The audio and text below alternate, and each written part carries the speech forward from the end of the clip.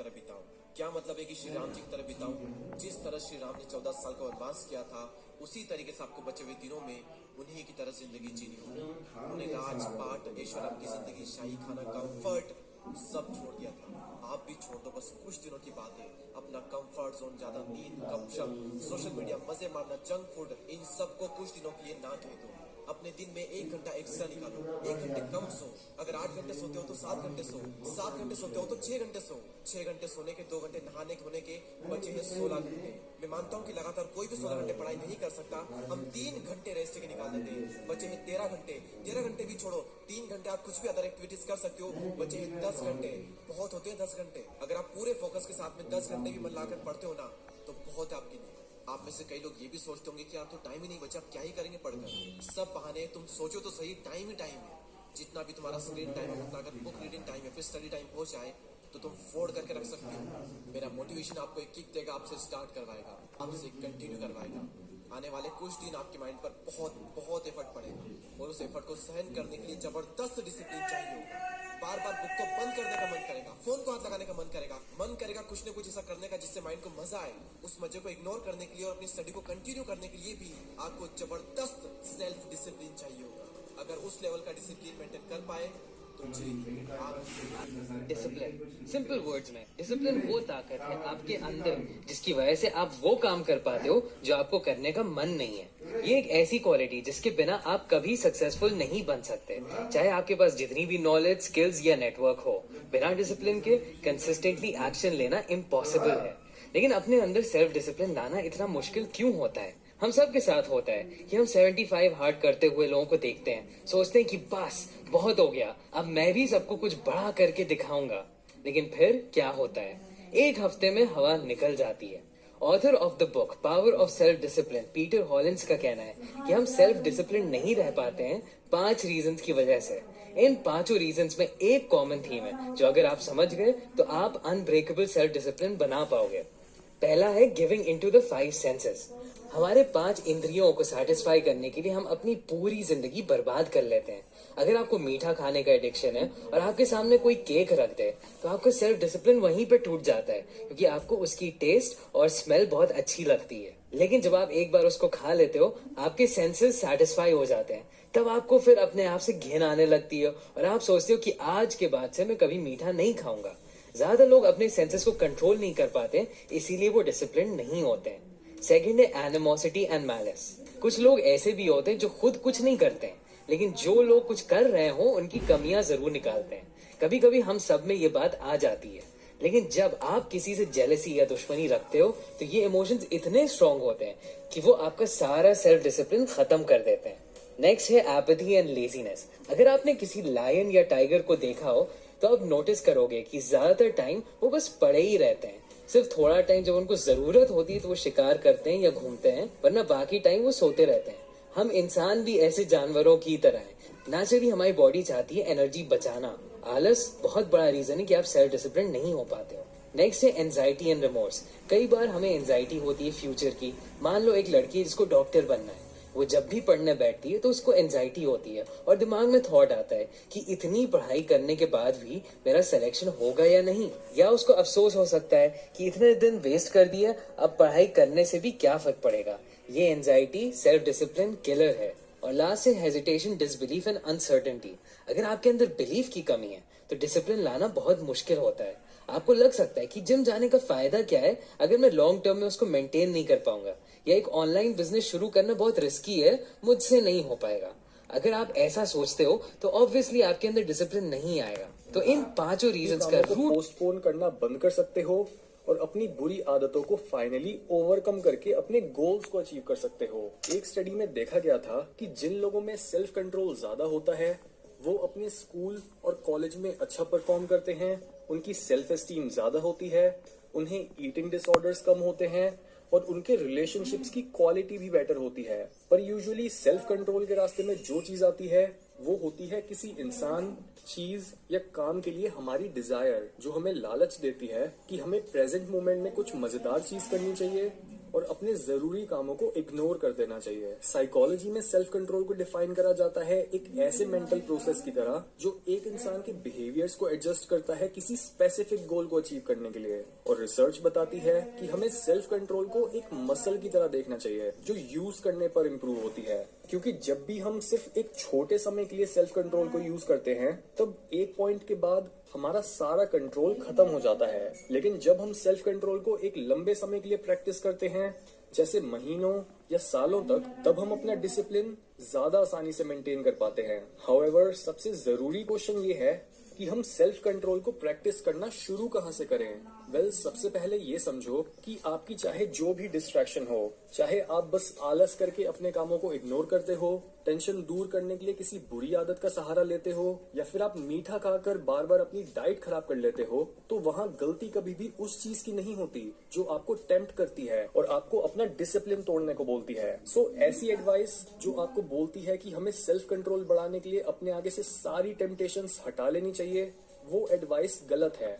एक American psychologist जिनका नाम जोनाथन ब्रिकर है, उन्होंने अपनी रिसर्च में देखा है कि सेल्फ कंट्रोल बढ़ाने का सिर्फ एक ही तरीका है, जो कि है विलिंगनेस। यानी जब आप अपनी मर्जी से अपनी क्रेविंग्स को आते और जाते हुए देखते हो और कॉन्शियसली अपना फोकस अपने अनकॉन्शियस माइंड से निकले ऑटोमेटिक प्रोसेसेस पर ले आते हो, तब आपको पता चलता है कि आपकी क्रेविंग्स और आप में कितना ज्यादा गैप है और आपकी सारी क्रेविंग्स असल में आपकी है ही नहीं। जैसे अगर आप एक कॉन्शियस डिसीजन लेते हो कि आपको कुछ देर बैठकर पढ़ना चाहिए, उस टाइम पर आपके दिमाग में चल रहे अनकॉन्शियस प्रोसेसेस आपको डिस्ट्रैक्ट करने लगते हैं और आपको बोलते हैं कि आपको अब अपना मोबाइल चेक करना चाहिए या फिर कुछ खाने के लिए ढूंढना चाहिए। ऐसे समय पर ये मत सोचो कि ये मोटिवेशंस आपकी अपनी हैं, क्योंकि ये आपके कंट्रोल से बाहर हैं। साइको एनालिसिस में इन मोटिवेशंस को हमारी सब पर्सनैलिटीज माना जाता है। इसका मतलब हमारी हर हैबिट या रिएक्शन अपने आप में एक पर्सनैलिटी की तरह काम करते हैं। एग्जाम्पल के तौर पर आप अपनी भूख को ही देख लो कि कैसे जब भी आपको कुछ जरूरी काम करते हुए एकदम से बहुत भूख लग जाती है,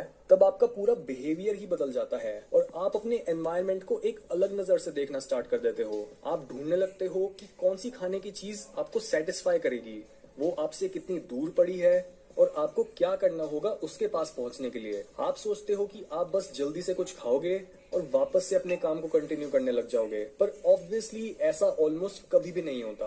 आप पहले कुछ खाना शुरू करते हो और देखते ही देखते आप अगले सेकंड टीवी पर कोई मूवी देखना स्टार्ट कर देते हो और अपने काम को भूल जाते हो। इस तरह से आपकी एक के बाद एक अलग सब पर्सनैलिटी या फिर मोटिवेशंस बाहर आती हैं और आपको आपके गोल से भटकाती हैं। ये मोटिवेशंस हमारी बायोलॉजी में इतना डीपली रूटेड होती हैं कि हम इन्हें चाह कर भी शांत नहीं कर सकते, क्योंकि इनकी अपनी ही एक पर्सनैलिटी होती है जो आपसे अपना काम कराती हैं और काम पूरा होने के बाद आपके एक्शंस और थिंकिंग का कंट्रोल आपको वापस दे जाती हैं। और तभी डॉक्टर ब्रिकर ने बताया है कि आप कभी भी अपनी इन मोटिवेशन से लड़कर अपना सेल्फ कंट्रोल नहीं बढ़ा सकते, क्योंकि आप हर बार इस लड़ाई में हार जाओगे। इसलिए अपने आप को डिसिप्लिन्ड बनाने का सही तरीका है अपनी क्रेविंग्स, डिस्ट्रैक्शंस या इमोशंस को एक डिटैच्ड माइंड के साथ ऑब्जर्व करना। ये आइडिया स्टोइसिज्म और बुद्धिज्म दोनों प्रिंसिपल्स में डिस्कस करा गया है कि हमें अपनी नेचर के अगेंस्ट नहीं जाना चाहिए, बल्कि हमें अपनी नेचर के साथ एडजस्ट करना चाहिए और कोशिश करनी चाहिए कि हम अपने इमोशंस और अपने गोल्स को अलाइन कर पाएं। जितना आपके इन कॉन्शियस और अनकॉन्शियस मेंटल प्रोसेसेस में दूरी होगी, उतना ही आप अपना सेल्फ कंट्रोल खोते जाओगे और आपके सारे अनकॉन्शियस इमोशंस, रिएक्शंस और क्रेविंग्स आपको कंट्रोल करने लगेंगी और देखते ही देखते आप या तो एक एडिक्ट बन जाओगे या फिर लाइफ में कभी भी कुछ यूनिक नहीं कर पाओगे। इसका मतलब जब भी आपके मन में ये ख्याल आए कि आपको कुछ अनप्रोडक्टिव काम करके अपना टाइम वेस्ट करना चाहिए, तब बस इस ख्याल को दूर से देखो, उसे जो बोलना है बोलने दो और देखो कि क्या वो ख्याल अपने आप शांत होता है। ज्यादातर केसेस में आप यही ऑब्जर्व करोगे कि ये ख्याल इतना कन्विंसिंग नहीं है और अगर हम इसे उतनी अटेंशन नहीं देते तो ये खुद ब खुद चला भी जाता है। बहुत पावरफुल तरीका सेल्फ डिसिप्लिन बढ़ाने का, और वो है अपना टाइम ओरिएंटेशन बदलना। स्टैनफोर्ड प्रोफेसर फिल जिम्बार्डो के हिसाब से लोगों के 3 तरह के टाइम ओरिएंटेशन होते हैं, पास्ट, प्रेजेंट एंड फ्यूचर। जो लोग पास्ट ओरिएंटेड होते हैं वो ऐसी चीजें कहते हैं, मैं कभी जिम नहीं जा पाता हूँ, मुझसे हमेशा गलतियां होती हैं, अब मेरी उम्र निकल चुकी है, ऐसे लोग कभी सेल्फ डिसिप्लिन नहीं बन पाते हैं क्योंकि उन्हें कल क्या करना है वो उसके बारे में सोचते ही नहीं है। जो चल रहा है वही चलता रहेगा। ये लोग एक्शन नहीं लेते। फिर होते हैं प्रेजेंट ओरिएंटेड लोग। ये लोग प्रेजेंट मोमेंट के बारे में ज्यादा सोचते हैं। इसमें भी दो टाइप के लोग होते हैं। पहले होते हैं हीडोनेस, जो प्रेजेंट की सारी पॉसिबिलिटी को एक्सप्लोर करना चाहते हैं।